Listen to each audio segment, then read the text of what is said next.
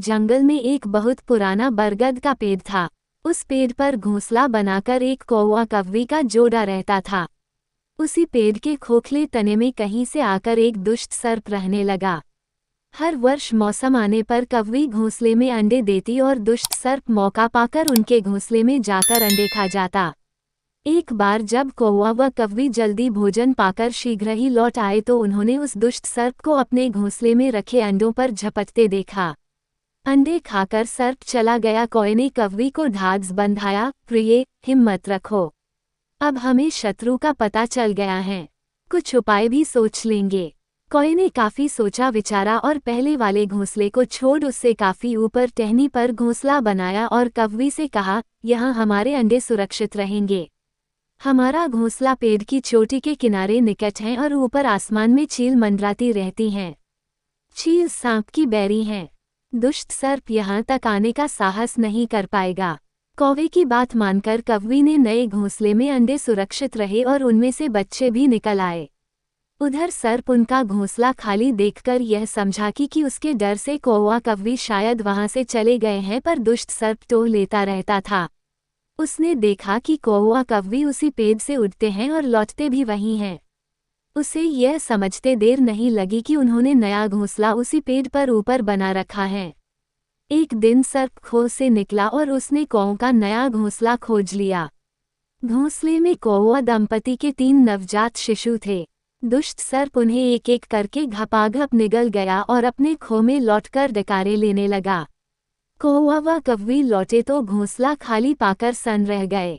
घोंसले में हुई टूट फूट व नन्हे कौवे के कोमल पंख बिखरे देखकर वह सारा माजरा समझ गए। कव्वी की छाती तो दुख से फटने लगी। कव्वी बिलख उठी, तो क्या हर वर्ष मेरे बच्चे सांप का भोजन बनते रहेंगे? कौवा बोला, नहीं। यह माना कि हमारे सामने विकट समस्या है, पर यहाँ से भागना ही उसका हल नहीं है। विपत्ति के समय ही मित्र काम आते हैं। हमें लोमड़ी मित्र से सलाह लेनी चाहिए। दोनों तुरंत ही लोमड़ी के पास गए। लोमड़ी ने अपने मित्रों की दुख भरी कहानी सुनी। उसने कौवा तथा कव्वी के आंसू पोंछे। लोमड़ी ने काफी सोचने के बाद कहा, मित्रों, तुम्हें वह पेड़ छोड़कर जाने की जरूरत नहीं है। मेरे दिमाग में एक तरकीब आ रही है जिससे उस दुष्ट सर्प से छुटकारा पाया जा सकता है। लोमड़ी ने अपने चतुर दिमाग में आई तरकीब बताई। लोमड़ी की तरकीब सुनकर कौवा कव्वी खुशी से उछल पड़े। उन्होंने लोमड़ी को धन्यवाद दिया और अपने घर लौट आए। अगले ही दिन योजना अमल में लानी थी। उसी वन में बहुत बड़ा सरोवर था।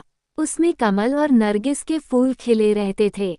हर मंगलवार को उस प्रदेश की राजकुमारी अपनी सहेलियों के साथ वहां जल क्रीड़ा करने आती थी। उनके साथ अंगरक्षक तथा सैनिक भी आते थे। इस बार राजकुमारी आए और सरोवर में स्नान करने जल में उतरी तो योजना के अनुसार कौवा उड़ता हुआ वहां आया। उसने सरोवर तट पर राजकुमारी तथा उसकी सहेलियों द्वारा उतार कर रखे गए कपड़ों व आभूषणों पर नजर डाली। कपड़े से सबसे ऊपर था राजकुमारी का प्रिय हीरे व मोतियों का विलक्षण हार। कौवे ने राजकुमारी तथा सहेलियों का ध्यान अपनी ओर आकर्षित करने के लिए कांव कांव का शोर मचाया। जब सबकी नजर उसकी ओर घूमी तो कौवा राजकुमारी का हार चोंच में दबाकर ऊपर उड़ गया। सभी सहेलियां चीखी, देखो देखो, वह राजकुमारी का हार उठाकर ले जा रहा है। सैनिकों ने ऊपर देखा तो सचमुच एक कौवा हार लेकर धीरे धीरे उड़ता जा रहा था। सैनिक उसी दिशा में दौड़ने लगे। कौवा सैनिकों को अपने पीछे लगाकर धीरे धीरे उड़ता हुआ उसी पेड़ की ओर ले आया। जब सैनिक कुछ ही दूर रह गए तो कौवे ने राजकुमारी का हार इस प्रकार गिराया कि वह सांप वाले खो के भीतर जा गिरा।